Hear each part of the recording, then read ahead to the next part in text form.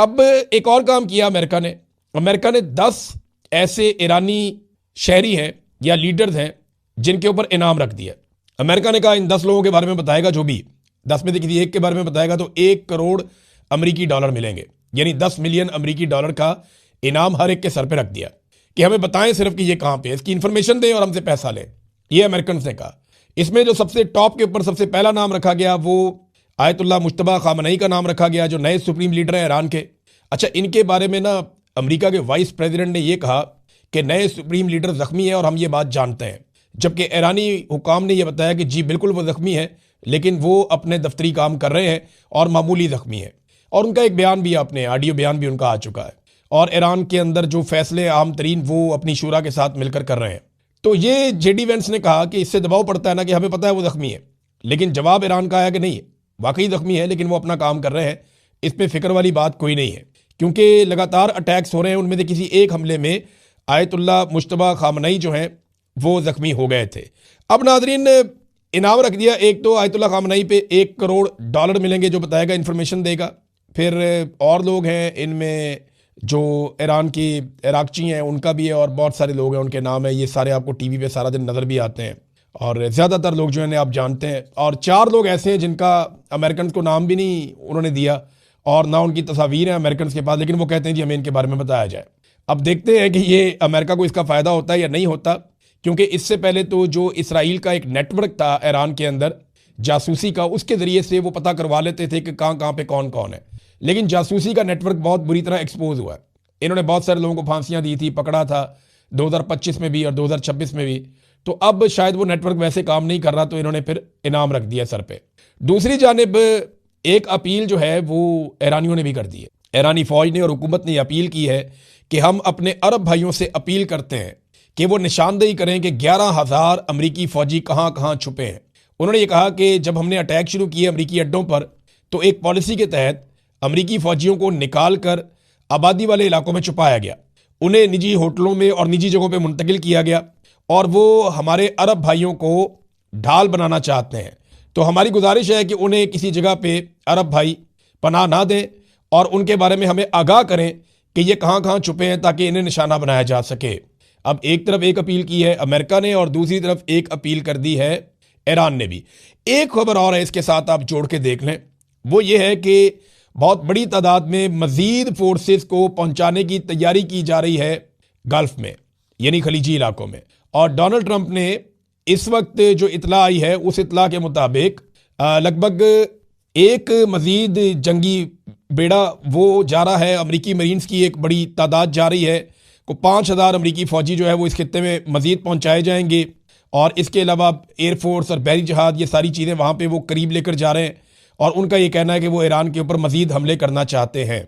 अब अमेरिका के अंदर शदीद मुखालफत हो रही है, तो डोनाल्ड ट्रंप इतना बड़ा रिस्क कैसे ले सकता है? क्या वाकई वो अपनी फ़ौज को ईरान की सरजमीन पे उतारना चाहते हैं?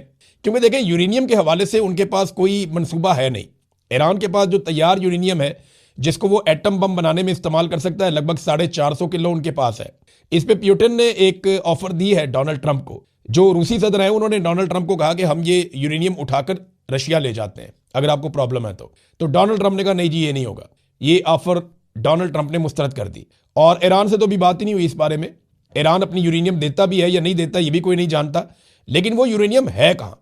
वो जहां भी है वो इतनी महफूज है कि ज़मीन की बहुत नीचे तह के अंदर उन्होंने रखी है कहीं। देखिए अमेरिका का जो सबसे बेहतरीन बम्बार तैयारा है वो B-2 बम्बर तैयारा, B-52 ये तैयारे हैं। इनके जो बम है वो स्ट्रक्चर्स को तोड़ देते हैं और वो बंकर तोड़ देते हैं, बंकर बस्टर्स हैं, यानी वो जाते हैं और जाकर जो ज़ेरे ज़मीन स्ट्रक्चर बने हुए हैं उनको तोड़ देते हैं। लेकिन अगर ज़ेरे ज़मीन स्ट्रक्चर बहुत नीचे है ज़मीन के अंदर तो फिर उसको वो नुकसान नहीं पहुंचा सकते। सैकड़ों फुट नीचे जो है वो ईरान ने, और वो मिट्टी की लेयर है, कंक्रीट की लेयर जो है उसको वो तोड़ देते हैं मिसाइल्स। मट्टी की लेयर के अंदर घुसना वो बहुत मुश्किल होता है, और जो मट्टी है या जो कुदरती जो अवामिल हैं उनके अंदर से गुजरना बम का इतना आसान नहीं होता। जो कंक्रीट का स्ट्रक्चर होता है उसको तोड़ने के लिए बम डिज़ाइन किया जाता है। तो अब जो बम्स हैं वो भी वहां तक नहीं पहुंच पा रहे जहां पे ईरान ने अपने मिसाइल्स, अपने ड्रोन्स या अपना जो उनके पास एटम बम बनाने की सलाहियत का जो सिस्टम है या जो उनके पास यूरेनियम है उसको जहां रखा हुआ है वहां अमेरिका की एक्सेस नहीं हो पा रही। उन्हें ज़मीन पे उतरना पड़ेगा, ज़मीन पे आना पड़ेगा। क्या अमेरिकन इसके लिए तैयार हैं? क्योंकि ईरानी तो कह रहे हैं कि ज़मीन पे उतरे तो हम इनके साथ लड़ाई करेंगे, हम तो इनका इंतजार कर रहे हैं 50 साल से। और ईरानियों ने ऐसा लगता है बड़ा लंबा अरसा तैयारी की है इस जंग की, जिस तरीके से उन्होंने मिसाइल मारे। इस पर फाइनेंशियल टाइम्स की एक रिपोर्ट आई है, ये रिपोर्ट ज़रा आप देखें। इस रिपोर्ट के मुताबिक ईरान के जवाबी हमले ने अमरीकी हुकाम को हैरान कर दिया और हिला कर रख दिया। तेहरान ने खलीजी ममालिक पर 3000 से जायद मिसाइल और ड्रोन दागे हैं, 3000 से जायद, जबकि इसराइल की तरफ से सैकड़ों का इस्तेमाल किया गया है। अमरीकी ऑफिसर जो हैं मिलिट्री के और साबिक ऑफिसर, वो ये कह रहे हैं कि ईरानियों ने बहुत कम वसाइल से बहुत ज्यादा कुछ करने का कारनामा सरंजाम दे दिया है, जिसकी मिसाल बहुत कम मिलती है। सस्ते शहीद ड्रोन ने रेडार, बंदरगाहें, फौजी अड्डे और तेल की तनसीबात को निशाना बनाने में बड़ा जबरदस्त किरदार अदा किया है। अमरीकी हुकाम अब मान रहे हैं कि हमने ये नहीं सोचा था कि ईरानी इस तरह का रद्द अमल देंगे।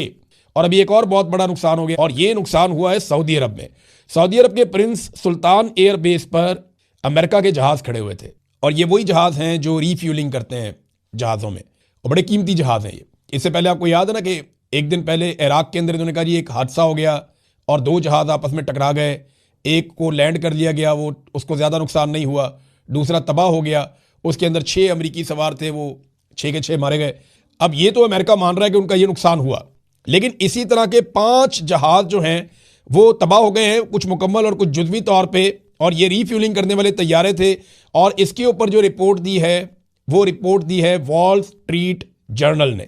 वो ये बता रहे हैं जनाब कि एयरफोर्स के तैयारों को नुकसान पहुंचा है, और ये वो तैयारे हैं जो रीफ्यूलिंग का काम करते हैं बाकी तैयारों के लिए। अब नाज़रीन, डोनाल्ड ट्रंप की परेशानियां ना एकदम लगातार बढ़ती चली जा रही हैं। उसकी वजूहात मैं आपके सामने रख देता हूं। सबसे पहले तो यह है कि एक वाकया ऐसा हुआ कि डोनाल्ड ट्रंप का जो वजीर खजाना है अमेरिका का, सेक्रेटरी खजाना आप इसे कहते हैं, स्कॉट बेसेंट, ये एक इंटरव्यू दे रहा था। लाइव इंटरव्यू में अचानक से इसे आवाज़ आती है कि डोनाल्ड ट्रंप आपसे बात करना चाहते हैं, और डोनाल्ड ट्रंप ने, सदर ने आपको बुलवाया है। तो ये जब सदर को मिलकर आया और वापसी पर आकर बैठा, तो पहला क्वेश्चन सदर से मुलाकात के हवाले से किया गया कि क्या वो ठीक है। तो इसमें ये जो सेक्रेटरी खजाना है ये बहुत ज़्यादा घबराया हुआ था, और इसकी आवाज़ में काफ़ी लर्जिश थी, यानी वो कॉन्फिडेंस ही नहीं था। अगर वो आप सुने इंटरव्यू का हिस्सा निकाल के, तो मैंने सुना वो एक नॉर्मल आदमी लग ही नहीं रहा था, ऐसा लग रहा था कि बहुत शदीद परेशान है। ये चीज़ें बताती हैं कि सदर के आसपास बड़ा टेंशन का माहौल बना हुआ है, और चीज़ें नॉर्मल नहीं है जिस किस्म के हमले वो कर रहे हैं। फिर नेतन्याहू के हवाले से अफवाहें आ रही हैं कि नेतन्याहू पता नहीं कहाँ चला गया। अब नेतन्याहू इसराइल में तो मौजूद नहीं है, ये तो बहुत सारे सोर्सेज कह रहे हैं, और कोई दावा नहीं करता कि वो इसराइल में है। ये कहा जाता है कि नेतन्याहू या तो हवा में ट्रैवल करता रहा है पिछले दिनों, या अब किसी और जगह पे, महफूज जगह पे चला गया है। और नेतन्याहू की एक जो वीडियो आई है उसके बारे में कहा जा रहा है कि ये नेतन्याहू है ही नहीं, ये आर्टिफिशियल इंटेलिजेंस है। और बाद लोग बड़े वसूख से दावा कर रहे हैं कि इसमें इसकी कभी 6 उंगलियां नजर आती हैं, कभी 5 नजर आती हैं, और दांतों का डिजाइन और बाकी चीजें।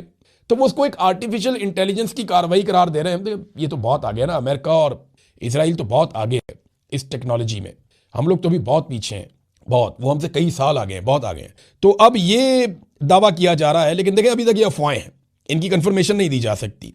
फिर डोनाल्ड ट्रंप के लिए एक और जो बहुत बड़ा इशू है वो इशू है एप्स्टीन फाइल्स का। अब इसमें इल्हान उमर, आप जानते हैं खातून को, और ये बड़ी शानदार पॉलिटिशियन है, अमेरिका से इनका ताल्लुक है।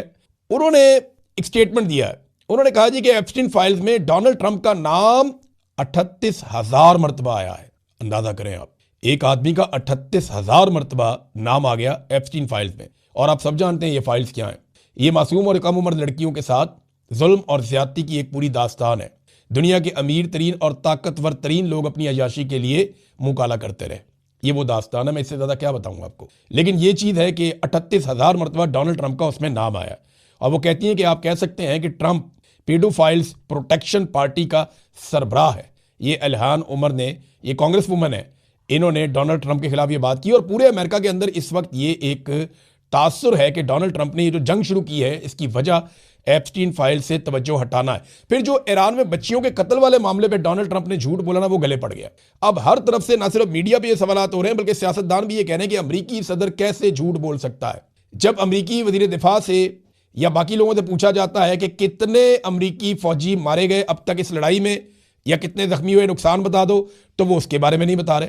फिर हालत डोनाल्ड ट्रंप की ये हो गई है कि ईरान की फुटबॉल टीम को धमकी लगा दी, कहते नहीं वेलकम करता हूं ईरानी टीम को, लेकिन मुझे नहीं लगता कि वो अपनी हिफाजत के पेश नज़र यहाँ पे आएंगे। अब अंदाजा करें आप कि अमरीकी सदर को ये दावा करना चाहिए था कि ईरानी टीम खुलकर आए, हम उसको प्रोटेक्शन देंगे, और यही एक बड़े लीडर की निशानी होती है। लेकिन अमन के नोबेल इनाम के हकदार लीडर ने यह कहा कि फुटबॉल की टीम को भी धमकी लगा दी। यानी खेलों को तो आप दूर रखते हैं जंग से, सियासत से, लेकिन फुटबॉल टीम को भी धमकी लगा दी डोनाल्ड ट्रंप ने। ये हालात है। अब आ जाए नाज़रीन, पाकिस्तान के अंदर एक वाकया हुआ है और इसमें 2 ड्रोन्स रावलपिंडी में मार गिराए गए। पहले इतला आती है कि कुछ खैबर पख्तूनख्वा के अंदर ड्रोन्स हैं, उनके ऊपर फायरिंग वायरिंग हो रही थी। खैबर पख्तूनख्वा में लकी मरवत में दहशतगर्दी का बड़ा अफसोसनाक वाकया भी हुआ, 7 अफराद जाँ बहक हुए और ये रूटीन बनती जा रही है बलूचिस्तान में और खैबर पख्तूनख्वा में दहशतगर्दी बढ़ती जा रही है, क्योंकि दहशतगर्दों को बाई डिज़ाइन लाकर पाकिस्तान में बसाया गया और ये काम पाकिस्तान की जर्नैलों ने किया था। जनरल बाजवा ने और जनरल नदीम अंजुम ने ये डिज़ाइन किया था। जनरल फैज़ भी एक दौर में इसका हिस्सा था। इमरान खान ने मना किया तो इमरान खान की हुकूमत गिराकर शहबाज शरीफ के जरिए से दहशतगर्दों को पाकिस्तान में ले आए। अब भुगत रही है पूरी कौम। तो मामला ये है कि ये जो 2 ड्रोन रावलपिंडी तक पहुंचे, ये रावलपिंडी तक आए कैसे? इनकी रफ्तार कोई जेट तैयारे जितनी तो नहीं है, ये इतना तेज तो नहीं आता। रास्ते में बहुत सारे एसेट्स हैं, बहुत सारी चीज़ें हैं। ये एयरपोर्ट पे गिर सकते थे, ये किसी जहाज़ को निशाना बना सकते थे, ये किसी और तनसीब को निशाना बना सकते थे। ये यहाँ तक पहुंचे कैसे? पहला सवाल तो ये है। और ये आए कहाँ से? दूसरा सवाल ये भी है, अभी तक सिक्योरिटी फोर्सेज ने ये नहीं बताया। देखिए, पाकिस्तान का मीडिया तो फितनतुल हिंदुस्तान डायरेक्ट चला देता है ना, वो तो आसरा ही नहीं करता। उनको तो ऑर्डर दिया हुआ है जनाब, जो भी चीज़ हो पाकिस्तान में पटाखा चले फौरन आपने खाते में डाल। लेकिन मामला ये है कि कोई कंफर्मेशन तो आए ना, बताया तो जाए इसके पीछे कौन है, तंजीम कौन सी है। दाइश वाले हैं, अलकायदा वाले हैं, तहरीक तालिबान पाकिस्तान है, तहरीक तालिबान अफगानिस्तान है, कौन है इसके पीछे? जो भी है उसका फिर नाम लिया। इसके पीछे इसराइल है, मुसाद है, कौन है? नाम लेना चाहिए ना। रॉ है इसके पीछे। तो ये पाकिस्तान की सिक्योरिटी फोर्सेस की रिस्पॉन्सिबिलिटी। एक तो ये इंटेलिजेंस का फेलियर होता है बार बार, और ये इस तरह ड्रोन रावलपिंडी तक पहुंच जाएं तो बड़ा अफसोसनाक है। लेकिन ये ड्रोन इतने वो काबिल ड्रोन नहीं थे, फारक किस्म के ड्रोन थे, तो इनका कोई तया पहुंचा करना मुश्किल नहीं था। तो ये 2 ड्रोन गिरा दिए गए हैं। इनके पीछे कौन है, जिम्मेदारी किसकी है, इसके बारे में अभी तक कोई इतला नहीं आई। अच्छा, ख्वाजा आसिफ ने इमरान खान को ताना दिया है कि इमरान खान ने अमेरिका और इसराइल के खिलाफ अभी तक कोई स्टेटमेंट नहीं दिया। ख्वाजा आसिफ साहब, 20 दिसंबर को इमरान खान साहब की आखिरी मुलाकात हुई थी और उनका ट्वीट आया था। ये जंग शुरू हुई है 28 फरवरी को, यानी इमरान खान साहब की आखिरी मुलाकात होने के भी 2.25 महीने के बाद ये जंग शुरू हुई है। तो इमरान खान इस पर स्टेटमेंट कैसे दे दे? इमरान खान का तो लगभग कोई 2.5 महीने हो गए, 2.25 महीने हो गए, कोई एक स्टेटमेंट बाहर नहीं आया। वो इसके ऊपर स्टेटमेंट कैसे दे दे? अखबार उसको नहीं मिलता, टीवी उसको नहीं मिलता, तो वो कैसे इसके ऊपर स्टेटमेंट दे दे? माजी में उसने हमेशा स्टेटमेंट दिया, खुलकर स्टेटमेंट दिया। लेकिन सवाल ये पैदा होता है कि आपका लीडर नवाज शरीफ तो बाहर है, अखबार भी पढ़ता है, टीवी भी देखता है और सांस भी लेता है, बेहतरीन है, अपने रिश्तेदारों से, पार्टी वालों से मिलता भी है और शानदार जिंदगी गुजार रहा है। तो जो आपका लीडर है उसने अमेरिका को, डोनाल्ड ट्रंप को अभी तक तनकीद का निशाना क्यों नहीं बनाया? आपके लीडर ने अभी तक इसराइल को बराह रास्त तनकीद का निशाना क्यों नहीं बनाया? और शहबाज शरीफ ने अभी तक बोर्ड ऑफ पीस से निकलने का फैसला क्यों नहीं किया? और शहबाज शरीफ ने अभी तक अमेरिका और डोनाल्ड ट्रंप को तनकीद का निशाना क्यों नहीं बनाया?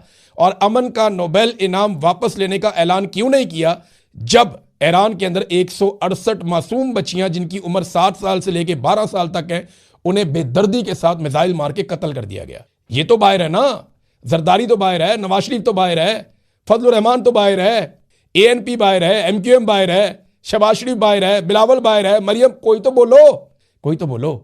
लेकिन नहीं बोलेंगे। इमरान खान से तवक्को करेंगे, वो जेल के अंदर बैठा हुआ है, उसकी मुलाकात